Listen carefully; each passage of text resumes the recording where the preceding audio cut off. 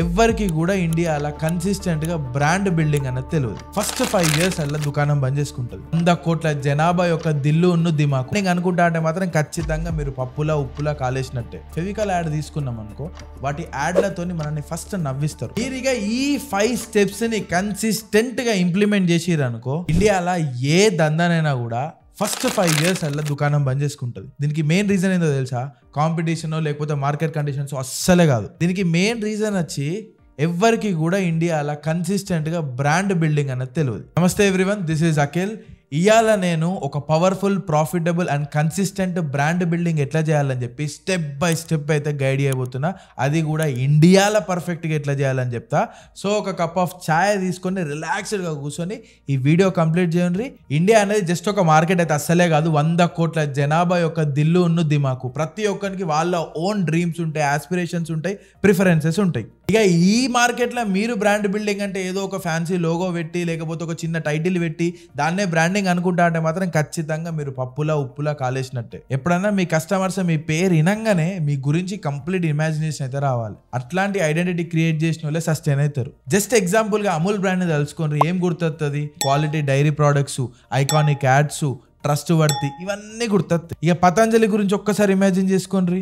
Indian, natural, affordable. ఇట్లా ఏ brand తీసుకున్నా కూడా మన దిమాక్లో కొంత స్పేస్ వాళ్ళు తీసేసుకుంటారు వాళ్ళ స్పెషల్ ఐడెంటిటీ కోసం. వీళ్ళు అమ్మేది జస్ట్ ప్రోడక్ట్స్ కాదు, ప్రతి ఒక్కరి దిమాక్లో ట్రస్ట్ బిల్డ్ చేస్తారు. ఇక ఫస్ట్ మనం మీ కస్టమర్ గురించి మాట్లాడుకుందాం, అదే ఇండియన్ కన్స్యూమర్ గురించి. అవును, ఇండియాలో ప్రతి ఒక్కరు ప్రైస్ సెన్సిటివే, కానీ అంతకంటే ఎక్కువ వాల్యూ డ్రివెన్ ఉంటారు. అలా దిమాక్లో ఎప్పుడు కూడా 3 క్వశ్చన్లు ఉంటాయి. అసలు నేను వీని నమ్మాలనా? అసలు నాకేమైనా ప్రాబ్లమ్ సాల్వ్ చేస్తుండా? లేకపోతే నేను కట్టే పైసల కంటే నాకు ఎక్కువ వాల్యూ ప్రొవైడ్ చేస్తుండా? ఇవే దిమాక్లో తిరుగుతాయి. ఇండియన్ కన్స్యూమర్స్ అస్సలే ఈజీగా ఉండరు. ఫస్ట్ నీ గురించి రీసెర్చ్ చేస్తారు, నీ ప్రోడక్ట్స్ని వేరేతో కంపేర్ చేస్తారు, తర్వాత వాళ్ళ దోస్తులను అడిగి అన్నిటిపైన ఒక వాలిడేషన్ వచ్చిన తర్వాత నీ ప్రోడక్ట్ కొంటారు. కాబట్టి మనం ఎవరికి సర్వ్ చేసినా, ఎవరికి ఏ సర్వీస్ అమ్మినా కూడా చెప్పిన దానికంటే ఓవర్ డెలివరీ చేస్తేనే మార్కెట్లో సస్టైన్ అవుతాం. సో ఇవన్నీ మంచిగానే ఉన్నాయి, కానీ అందరూ ట్రస్ట్ చేసేది, లవ్ చేసే బ్రాండ్ని సస్టైనబుల్గా ఎట్లా బిల్డ్ చేయాలి? నేను ఇక ఈ ప్రాసెస్ని AAA ఫ్రేమ్వర్క్ అని చెప్పి పిలుస్తా. Authenticity, alignment, accessibility. అథెంటిసిటీ అంటే ఏం లేదు, మీరేందనేది క్లియర్గా, క్లారిటీగా అలా చూపించాలి. మనం లేనిది కాంది ఏది కూడా ప్రిటెండ్ చేసినా దొరకబడతారు. ఫర్ సపోజ్ మీరు ఒకవేళ ఒక చిన్న సబ్బుల దుకాణం పెట్టుకున్నారు అనుకో, మీరు దాన్ని రియల్గా చూపించాలంటే మీ స్టోరీ చెప్పాలి. మీరు రియల్గా ఫేస్ చేసిన స్ట్రగుల్స్ ఏంది, మీరు ఏం అమ్ముతారు, మీ కోర్ ప్రిన్సిపల్స్ ఏంది, వీటిని చెప్పినామనుకో, అప్పుడు మీకు బ్రాండ్ అథెంటిసిటీ అనేది పెరుగుతుంది. ఎందుకంటే మనుషులు ఏది కూడా ప్రోడక్ట్ని చూసి కొనరు, మనుషులు స్టోరీలను చూసి కొంటారు. ఈ అలైన్మెంట్ కూడా మస్త్ సింపుల్. మీ బ్రాండ్ ఏదైతే ఉంటుందో అది నీ ఆడియన్స్ వాల్యూస్తోని అలైన్ కావాలి. సపోజ్ ఇప్పుడు నీ ఆడియన్స్ ఒకవేళ మిడిల్ క్లాస్ పీపుల్ అనుకో, ఇప్పుడు మీ బ్రాండ్ ఎప్పుడు కూడా సేవింగ్స్ గురించి, ట్రస్ట్ గురించి, క్వాలిటీ గురించి ఎక్కువ మాట్లాడింది అనుకో, వాళ్ళ కోర్ ప్రిన్సిపల్స్కి మీ బ్రాండ్ అలైన్ అయిపోతుంది. సింపుల్. ఇక ఫైనల్గా యాక్సెసిబిలిటీ. ఖచ్చితంగా మీరు కస్టమర్స్కి రీచబుల్ డిస్టెన్స్లో ఉండాలి. అంటే వాట్సాప్లో యాక్టివ్ ఉండాలి, ఇన్స్టాగ్రామ్లో యాక్టివ్ ఉండాలి, ఆఫ్లైన్లో కూడా యాక్టివే ఉండాలి.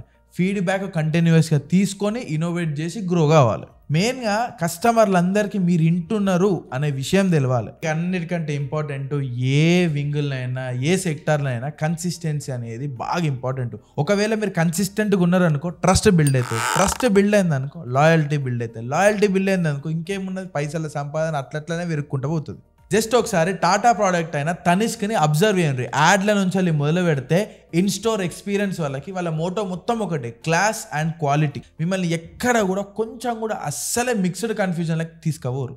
అక్కడ మీరు అర్థం చేసుకోవాల్సింది బ్రాండింగ్ యొక్క కన్సిస్టెన్సీ ఎట్లుందని. సో ఇక మీరు నెక్స్ట్ చేసే సోషల్ మీడియా పోస్ట్ నుంచి ప్యాకేజింగ్, కస్టమర్ సర్వీస్ అన్నీ కూడా ఒక్కటే పాయింట్కి టచ్ అయ్యేలాగా చూడండి. ఎందుకంటే మీ బిజినెస్ అనేది ఏదో ఒక సింగిల్ టైం ప్రాజెక్ట్ కాదు, ఇది లైఫ్ లాంగ్ జర్నీ కస్టమర్స్తోని. అండ్ నేను మీకు ఒక పచ్చి నిజం చెప్తా, ఇండియాలో మీరు ఇట్లా ఆన్లైన్ ప్లాట్ఫామ్స్ అలా లేరనుకో, మీరు 100% ఎవ్వరికి కూడా కనబడతారని చెప్పి ఫిక్స్ అయిపోండి. ఎందుకంటే ఇండియాలో 70 కోట్ల మంది ఇంటర్నెట్ వాడుతుండ్రు. ఆ ఇంటర్నెట్ వాడేటోళ్ళందరూ కూడా మీ పొటెన్షియల్ కస్టమర్సే. సో ఇక మీరు ఆ ఇంటర్నెట్ కస్టమర్లను కూడా వదలొద్దు అంటే ఏం చేయాలి? ఇమీడియట్గా ఈ వీడియో అయిపోయిన తర్వాత మీ బ్రాండ్కి సంబంధించి, మీ బిజినెస్కి సంబంధించి వీడియోలు తీయండి, బ్లాగ్స్ రాయండి, పోస్టులు చేయండి. ఏది ఎంటర్టైన్మెంట్ పర్పస్లా, ఎడ్యుకేషన్ పర్పస్లా, లేకపోతే ఇన్స్పైర్ చేయడానికి, అమ్మడానికి కాదు. అండ్ మస్తు మంది ఇండియన్ బిజినెస్ ఓనర్స్ కాన్సన్ట్రేట్ చేయండి ఏంది అంటే సోషల్ ప్రూఫ్. ఇండియాలో రివ్యూస్, టెస్టిమోనియల్స్ మీదనే బిజినెస్ డిపెండ్ అయి ఉంటుంది. ఎందుకంటే ఇండియన్స్ ఎవ్వరు కూడా నువ్వు చెప్పేది వినరు, వేరేటోళ్ళు నీ గురించి చెప్పేదిని మిమ్మల్ని ట్రస్ట్ చేస్తారు. అండ్ మోస్ట్ ఇంపార్టెంట్గా ఒక కమ్యూనిటీని బిల్డ్ చేయొచ్చు. మీరు చేసే ఎంత చిన్న బిజినెస్ అయినా పెద్ద బిజినెస్ అయినా కూడా ఓ టెలిగ్రామ్ ఛానల్ లేకపోతే అట్లీస్ట్ ఒక లోకల్ వాట్సాప్ గ్రూపు, ఎందుకంటే మీ కస్టమర్లు అందరూ కూడా ఒక కమ్యూనిటీలు ఉన్నాము అంటే మేము కూడా ఈ బిజినెస్లో పార్టీ అని చెప్పి ఫీలింగ్ తీసుకొచ్చినాం అనుకో, ఖచ్చితంగా లాయల్ కస్టమర్ ట్రైబ్ని బిల్డ్ చేయగలుగుతారు. అండ్ ఈ పనులు చేసేటప్పుడు మీరు అందరు గుర్తుపెట్టుకోవాల్సింది ఏంటంటే మీరు వైరల్ అవ్వాల్సిన అవసరం లేదు.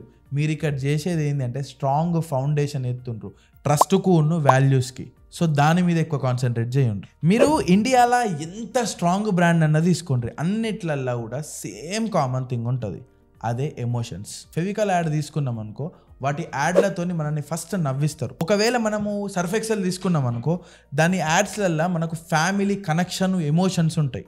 ఇక జొమాటో గురించి అందరికీ తెలిసిందే, రోజు ఒక 2 నోటిఫికేషన్లు ఇచ్చి నవ్విపిస్తారు. సో మీరు కూడా మీ బ్రాండ్లో ఏదో ఒక ఎమోషన్ ఉంచుంది, ఐదర్ అది హ్యాపీనెస్సే కానీ ఎక్సైట్మెంటే కానీ ఎమోషనే కానీ ఏదైనా కానీ ఇమీడియట్గా మీ కస్టమర్లతో అటాచ్ అయిపోయేలాగా ఉండాలి. సో అది ఏంది అనేది ఫైండ్ అవుట్ చేసి దాని మీద వర్క్ చేసి దానికి ఖచ్చితంగా స్టిక్ అయి ఉండండి. ఇక ఇప్పటి వరకు మనం మాట్లాడుకున్న పంచాయతీ అంతా ఒక 5 స్టెప్స్ యాక్షన్ ప్లాన్ లాగా మీకు చెప్తా. ఫస్ట్ వచ్చేసి అసలు మీరేంది, మీ బ్రాండ్ దేనికి స్టాండ్ అయి ఉంటుంది అని చెప్పి ఒక క్లియర్ విజన్ అయితే మీకు ఉండాలి.